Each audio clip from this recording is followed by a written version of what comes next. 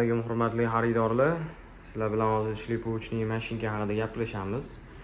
Bu yeriki emas, dovol patalo'laniki bo'ladi.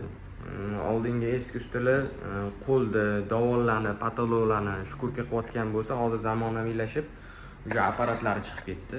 Masalan, 1-2 haftalik ish bo'ladigan bo'lsa, qo'lda 1-2 haftada bitsa, lekin bu apparatni oladigan bo'lsanglar, 2-3 kunning ichida bemalol kattaroq ob'yemlarni bitkazib olasizlar. Bu elektriskiy bo'ladi, 220 da ishlaydi.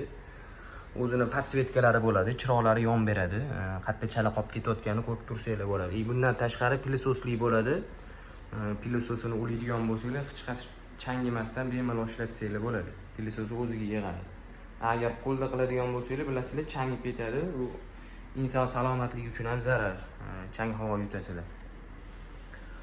Xo'p, bizdan oladigan bo'lsanglar, komplekt shkurkalarni ham qo'shib beramiz. Masalan, kattaroq ob'yemli joy bo'lsa, kelishtirib narx chiqazib beramiz. Bizda sotib olishga ham bor, ijaraga ham bor. Bemalol aloqaga chiqsanglar, xudo xolasa qilib beramiz.